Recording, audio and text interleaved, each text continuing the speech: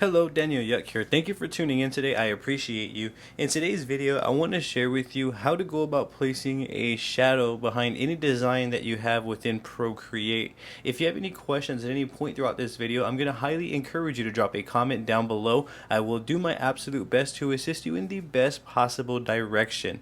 I also have social medias under the same name as this YouTube channel. I would truly appreciate your support over there as well. And please don't forget to hit my subscribe button for me and ring that bell, as I'm going to be bringing more videos like this for you all. If you enjoy my channel and find my content helpful, consider becoming a Patreon or sending over a super thanks, as I would truly appreciate your support. With that being said, let's go ahead and dive straight on into this. The method that I'm going to share with you here in this video is actually really simple and straightforward. However, the results are going to vary depending on the design that we are using. So for example, right now for this demonstration, here is a custom mandala design that I did. And if I remove the background, as you can see, it is a transparent design. There is no background should I choose to remove the background. For this demonstration, I'm going to leave the background so that way we can see the shadow behind this design. Right now the design is as is. There is no shadowing or anything going on. You're going to be able to tell the difference between this design right now versus when it does have a shadow. It does make all of the difference. How I apply the shadow is through a few easy steps. So what I'm going to do is I'm going to duplicate the layer so that way I have two on top of each other like this. I'm going to go to the bottom layer, and then I'm going to go up here to this tool right here. And then I'm going to select the Gaussian blur, and then I'm going to take it up a bit to where I feel is appropriate. So you can see the more I take it up, the more it looks like there's a shadow effect going on, and you can tell the difference. So there's no effect there, and you can see with subtle effects are changing a little bit. Kind of get the idea on that. So find an area that you want to get to and feel comfortable with. So for me, I'm going to do right around here, and then from here you can even offset it a little bit should you choose to do so. Be careful with this right here, as we can really distort the design. All we're trying to do is add a little bit of shadow in the background. So we can see we dropped it a little bit. You can either drop it like that, you can take it a little bit higher, or you can leave it exactly where it was. To each their own. It's going to be 110% up to you. For me, I'm just going to leave it right on top of the design. And that's what we have right now. You can select this little N right here.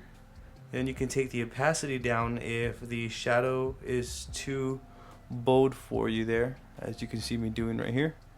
So that is it. That's the shadow with 100% here. You see it's offset just a little bit there. And then this is the shadow at around 40%. And you can see it is a dramatic difference here. A little bit offset this way, but in the final read of the design, that little shadow does make all the difference. A little before and after action right there, as you can see. We could even duplicate it and just leave the layer lined up originally, or delete the duplicate and reduplicate it to leave the layer lined up. So I'm going to repeat the process. I'm going to duplicate the layer, I'm going to go to the bottom layer, then I'm going to go to the magic tool up here, hit the Gaussian blur, and I'm going to put it at around 10 this time, maybe even a little bit more. Let's try 14. And then from here I'm going to take the opacity down to about maybe 63,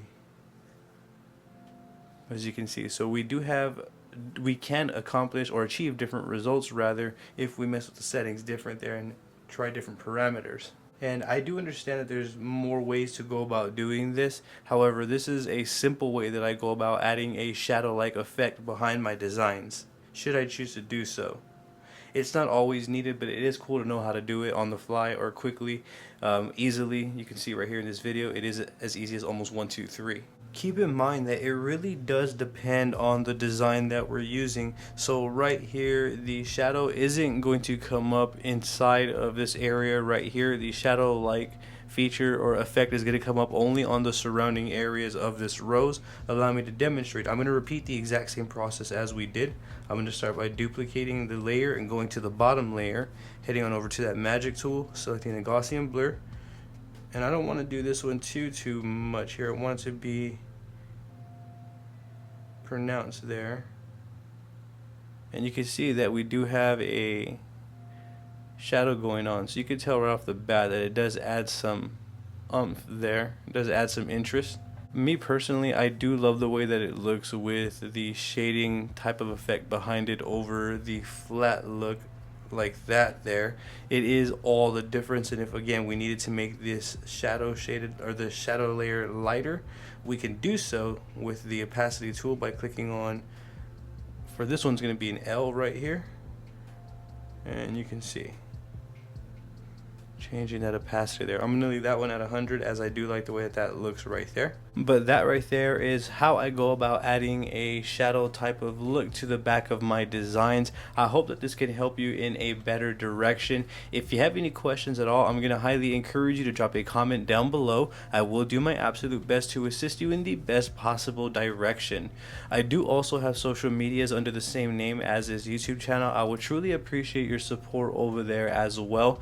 Please don't forget to subscribe to my YouTube channel and ring that bell for me, as I'm going to be bringing more videos like this for you all. If you find my channel helpful and enjoy my content, consider becoming a Patreon or sending over a super thanks, as I would truly appreciate your support. With that being said, I appreciate your time. Thank you for tuning in. You have a great day.